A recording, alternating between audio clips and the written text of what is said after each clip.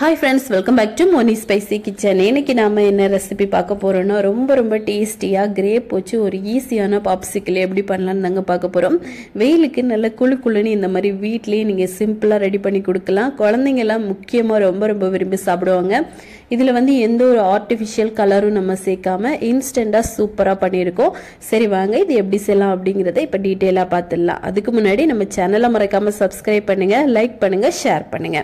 First இது பண்றதுக்காக நான் வந்து 1 கப் போல கிரேப் எடுத்திருக்கேன். இதை வந்து நல்லா உப்பு மஞ்சள் தூள் போட்டு நல்லா வந்து வாஷ் பண்ணி எடுத்துக்கோங்க. இப்போ இதை ஒரு மிக்ஸி ஜார்ல சேர்த்துட்டு இது கூட 2 ல இருந்து 3 டேபிள் ஸ்பூன் போல நம்ம வந்து சுகர் ஆட் பண்றோம். இதுல ஆல்ரெடி சுகர் இருக்கும், இருந்தாலும் ஐஸ் அப்படிங்கிற பட்சத்துல நம்ம கொஞ்சமா இனிப்பு போட்டோம் அப்படின்னா தான் டேஸ்ட் நல்லா இருக்கும்.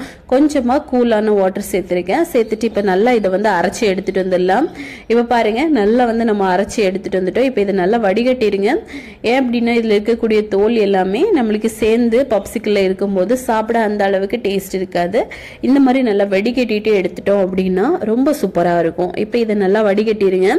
இதுல பாத்தீங்கன்னா நிறையவே சக்கை வரும், அதை நம்ம வேஸ்ட் பண்ணிடலாம். நல்லா வந்து இந்த மாதிரி வடிகட்டி எடுத்துக்கோங்க. இதோட டேஸ்ட்னு பாத்தீங்கன்னா ரொம்ப சூப்பரா இருக்கும். நம்ம கடைகள்ல வாங்கி குழந்தைங்களுக்கு கொடுக்கறத விட இந்த மாதிரி ஹெல்த்தியா வீட்லயே ரொம்ப சிம்பிளா ரெடி பண்ணி எடுத்துக்கலாம். நீங்க இதை வந்து ஒரு முறை ரெடி பண்ணி ஃப்ரிட்ஜில் ஸ்டோர் பண்ணி வச்சுட்டீங்கன்னா உங்களுக்கு தேவைப்படும் போது ஒன்று நம்ம எடுத்து கொடுத்துக்கலாம். இப்போ இந்த மாதிரி பாப்சிக்கல் மோல்ட்ஸ் இருக்கும். இதுல வந்து நம்ம கொஞ்சமா இந்த மாதிரி கிரேப் ஜூஸை உள்ள விட்டுடலாம். விட்டுட்டு நம்ம வந்து இதுல கண்டிப்பா சில்வர் ஃபாயில் ஷீட் வந்து கண்டிப்பா போடணும். அப்பதான் இதுல ரொம்ப கிறிஸ்டல் ஃபார்ம் ஆகாம இருக்கும். இப்போ போட்டுட்டு நம்ம வந்து ஐஸ் குச்சி இருக்குல்ல அதை வந்து உள்ள டிப் பண்ணி வச்சிடணும். அது ரொம்ப முக்கியம்.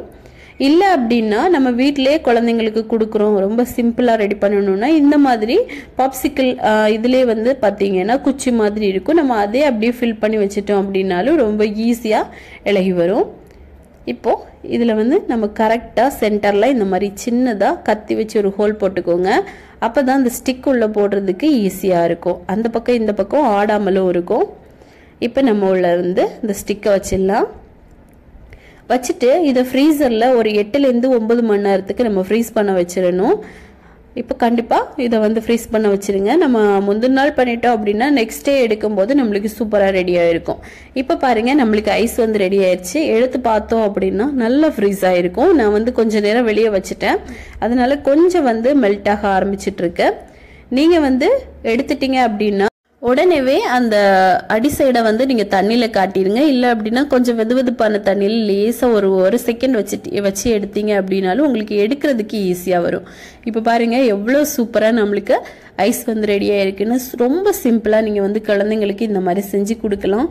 ரொம்ப விரும்பி சாப்பிடுவாங்க. நம்ம கடைகள்ல போய் காசு கொடுத்து வாங்காம இந்த மாதிரி ஹெல்த்தியாவே நம்ம வீட்லயும் குழந்தைங்களுக்கு ரெடி பண்ணி கொடுக்கலாம். ஸோ கண்டிப்பா நீங்களும் இது உங்க வீட்டுல ட்ரை பண்ணி பாருங்க. ட்ரை பண்ணி பார்த்துட்டு எப்படி வந்துச்சுன்னு மறக்காம கமெண்ட் பண்ணுங்க. இதே மாதிரி இன்னும் நிறைய ரெசிபிஸ் வேணும்னு நினைச்சீங்கன்னா மோனி ஸ்பைசி கிச்சன் சேனலை சப்ஸ்கிரைப் பண்ணி வச்சுக்கோங்க. லைக் பண்ணுங்க, ஷேர்